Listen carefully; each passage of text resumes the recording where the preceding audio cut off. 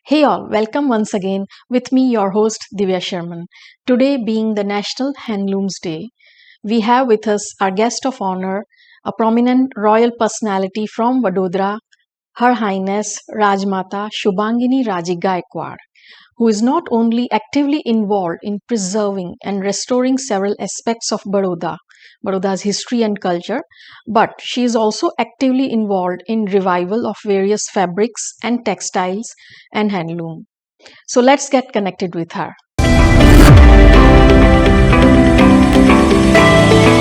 Rajmata Her Highness ShubhanginiRaje Gaekwad of Baroda was born on 24th February 1945 into a noble Maratha family of Gwalior.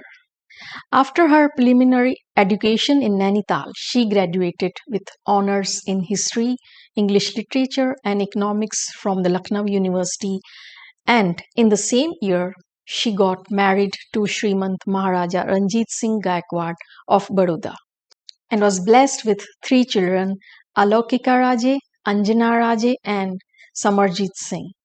Rajmata Sahib, with her deep understanding and love for Indian textiles and weaves, worked actively in documenting and reviving the dying weaving traditions of royal textiles such as the chanderi and Baroda shalu under her label Shubhangini Raje.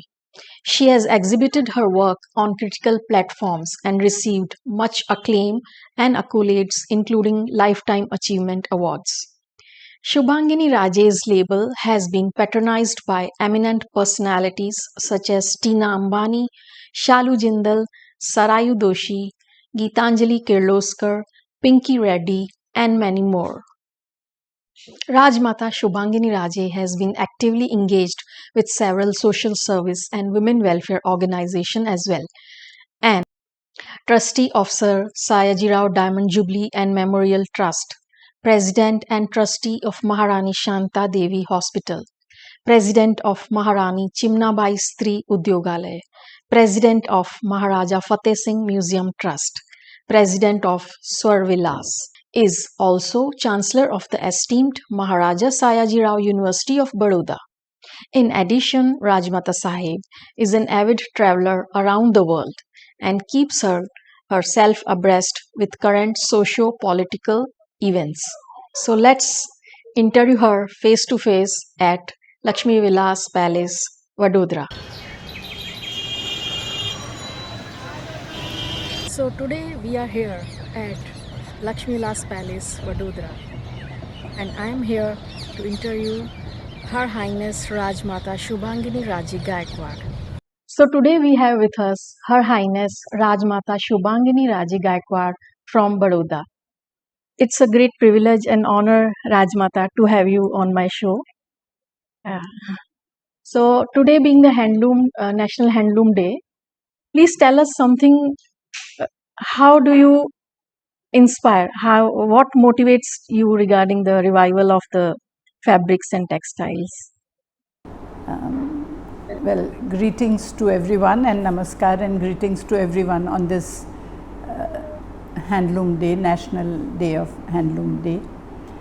My sort of journey and interest with handlooms and particularly with chanderi sarees has been for years. I mean, I always liked wearing good chanderis and other handlooms also. So, but somehow being belonged to Gwalior and then seeing my mother and others wear such beautiful chanderi sarees, and then after getting married I came here and I saw late Rajmata Sahib and my sister-in-laws in such beautiful chanderi sarees, and I also had them. But over the years suddenly I realized that it had totally deteriorated and we couldn't wear chanderis anymore. We couldn't buy any new sarees because the fabric had totally spoiled and chanderi wasn't what it was before. So that made me think, and I always had a passion for this material.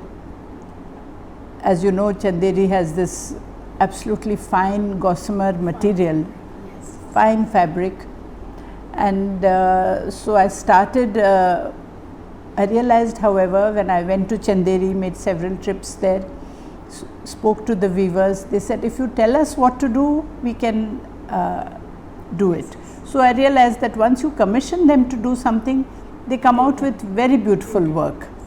But they didn't have an idea themselves because they were catering to the market and trying to reduce their prices. So it was during the weddings of my daughters, my son, and at that time I started commissioning them to make sarees for me. You started giving them the idea.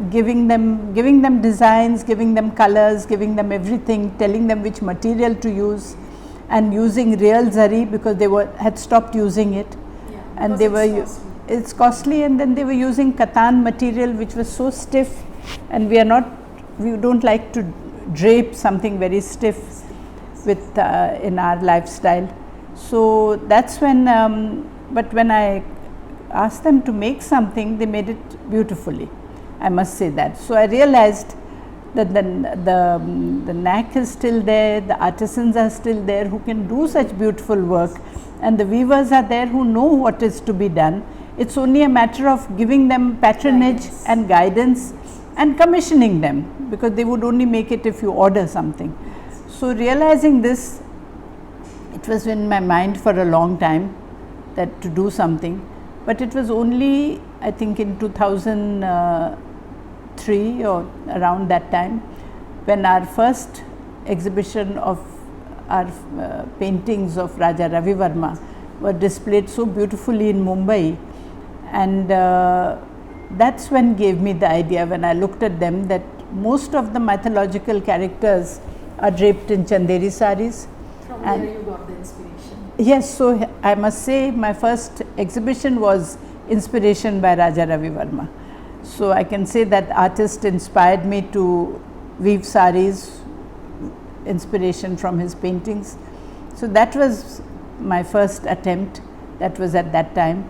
And we were fortunate at that time that whenever our sarees got ready, the designer house Satyapal at that time, they were also starting off new in Mumbai at that time, and they said, we would like to collaborate with you and hold an exhibition. And they were also inspired by you. So I hold an exhibition of our sarees, because I said I am not going to show my sarees if you are going to have all different contemporary clothes also. They said, no, it will only be a saree exhibition, a saree show of only the sarees, and the models are only going to wear that. So it was a very, very nice joint venture, and it was, for me it was very exciting to see for the first time the models walking down the ramp, the creation that we had done, and you know how good it looks. You only realize that when you see somebody. So that's how it all started, and we started in the name of our museum, which is the Maharaja Fateh Singh Museum, because the paintings are housed in that museum, and I thought whatever proceeds or benefit of this saree should also go back to the same museum. So since then we have been making sarees, weaving them, giving them special designs, because I had kept all the old sarees, not destroyed them at all, and could revive some of the very, very intricate designs, which must be very, very old. Very old, and which were totally not possible to make anymore.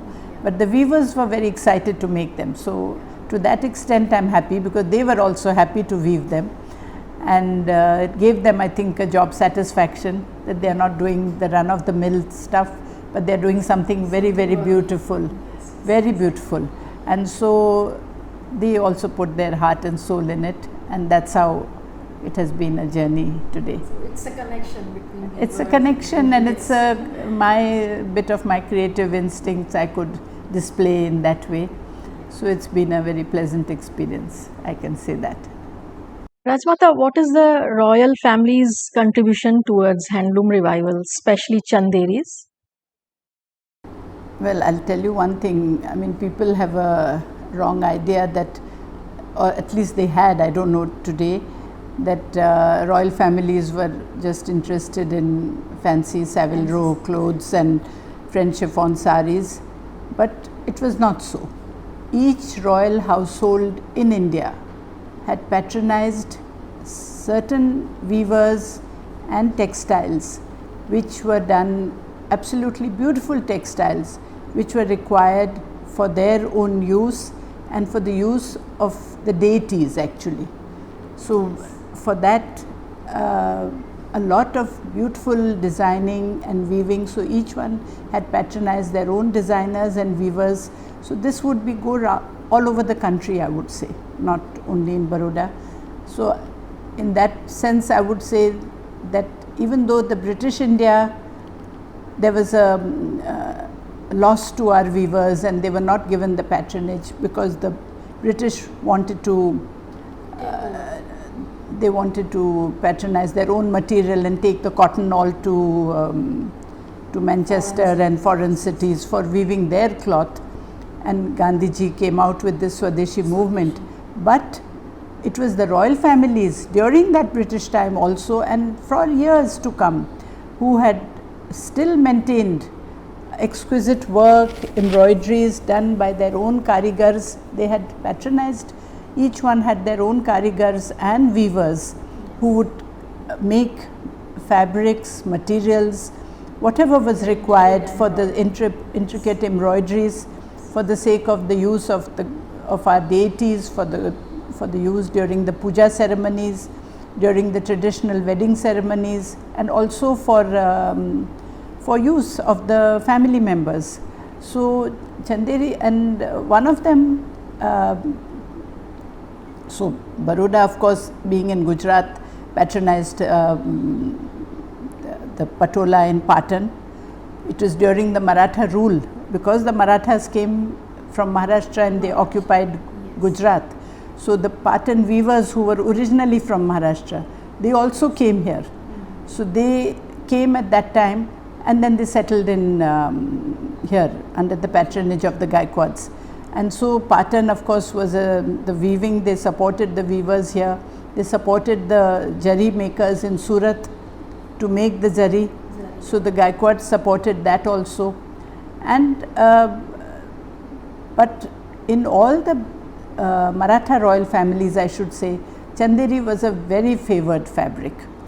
And fabric, why? Not only because of the beautiful sarees that were used, but also because it was so much part of the men's clothes. The Maratha pagdis are all woven with the chanderi material. So they had special weavers making special size pagdis, pagdi material rather, not pagdis but pagdi material for the different Maratha states all over the country, in Maharashtra, in Gujarat, in Madhya Pradesh also. So that way. So it was during, so I would say chanderi was a favored fabric. The men angarkhas were made of chanderi material because it was so soft and comfortable, easy to wear and comfortable to wear. So chanderi was part of our lifestyle, right from the pagdi to that, and we wore it with pride, one can say.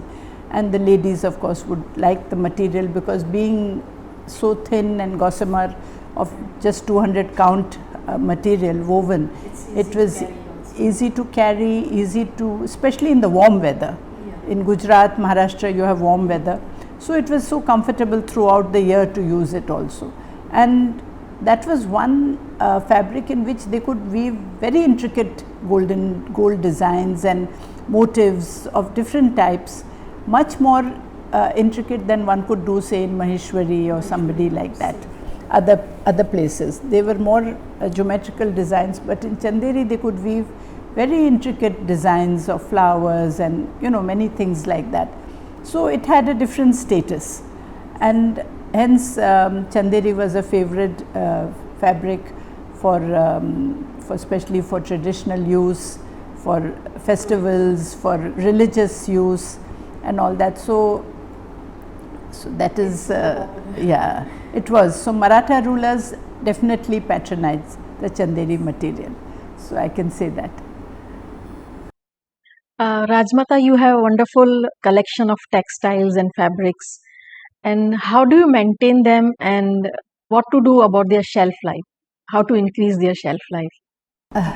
I don't know. I mean, I didn't follow any written down rule, but over the years, I think just my love of good material, I've preserved a whole lot of sarees and material over the years and been successfully able to, because sometimes I've used a saree which is like 70, 80 years old also, and people don't realize that.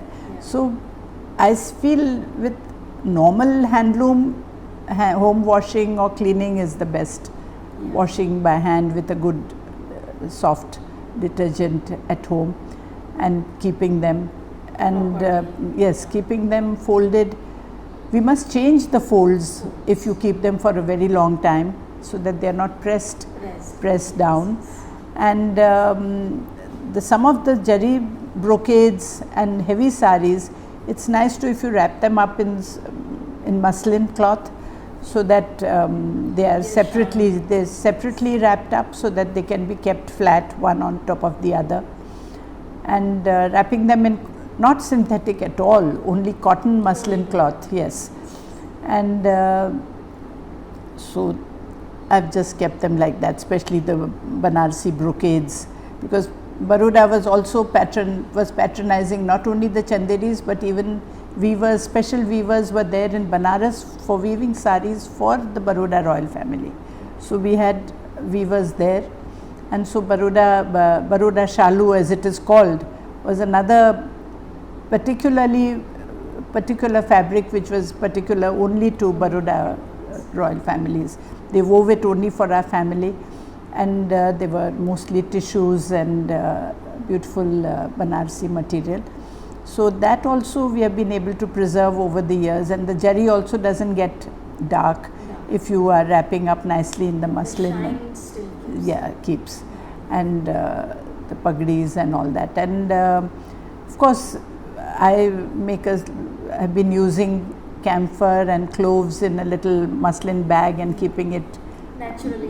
Yes, just neem leaves and maybe tobacco leaves under the paper which you in the cupboard, but not touching the material. But neem leaves and just keeping this cloves and camphor does help. In small muslin bags, not directly, you should not keep anything on the fabric. So Inside the bags. in the bag, and keep the bag in the shelf, so the smell is there, so you don't get insects and spoilt, and it remains fresh also. So that has been my effort, and somehow I've succeeded in that. So I would just say that. Rajmata, it is being said that weaver is a person to be celebrated. But in present scenario, as you can see, most of the handlooms are on the verge of extinct. So what message you want to give to the future generation or coming generation, like how they can contribute towards handloom revival? Yes, that's a very important question that you've asked me. And first of all, I would say we should be so proud of our heritage of our country, that we have such exquisite handloom fabrics and textiles woven in each part of our country. And this huge country, I mean, right from north to south to east to west, one can say, there is such a variety of indigenous material and fabric and textiles that it becomes absolutely our duty, or I would say our responsibility, to protect it and to keep it going, because it's like a heritage of our country, a rich heritage, and we are really enriched by this. And this heritage which we have is totally unrivaled with anywhere in the world. Having traveled everywhere and being keen on textiles, I've been going to many places to study the textiles also. But what we have in India is absolutely unparalleled. So I would say to the new generation that we need to sort of get together. I would say the young designers and they should study the indigenous fabric. They have to come and plan designing like that. They have the design institutes, and the young future designers have to come together with the government, non-government agencies, come together with industry, and with market trends to see what is required and plan the designs like that and guide the weavers. Yes, guiding the weavers. Guiding the weavers with the designing, and so that it's marketable. So this is a very important point that and I would say that the young designers should patronize our indigenous weavers. That's something I would say, rather than copy the West in their styles. It's important that even if you have borrow an idea from the West, they should plan it with indigenous material and textiles. So if that is done, that will mean a big boost for the weavers, because they weaving will be in demand, their textiles will be in demand, they will have a market to sell their product, and we will be able to safeguard a very, very important rich heritage of our country. So I would say that we should not let it go. I am happy that now government is come out with new schemes for the safeguarding the weavers, like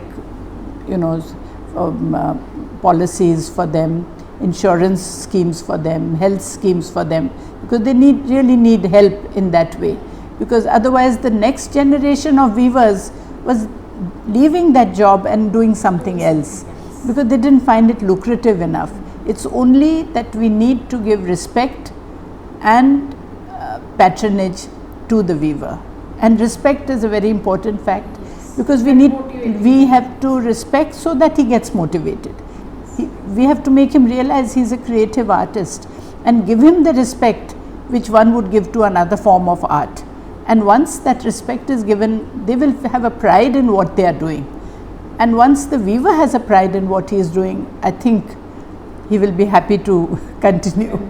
So I would say this, it's a very great legacy that we have got in our country, and I hope it will continue and the new generation will safeguard it. I think that is sort of a need of the hour. So today being National Handloom Day, I think you had given a very good message to the entire citizens of India as well to come forward and. Well, I hope so. Yeah. And my greetings to all on this National Handloom Day, especially to our weavers and people who are engaged in making this handloom material. And so my best wishes to all and greetings to all. Thank you. Thank you. So Rajmata, it was a great pleasure for me and honor to have you on my show. And I wish you a very happy National Handloom Day. And I hope the coming generation will come forward to give their contribution to the national handlooms and save our legacy. Thank you so much.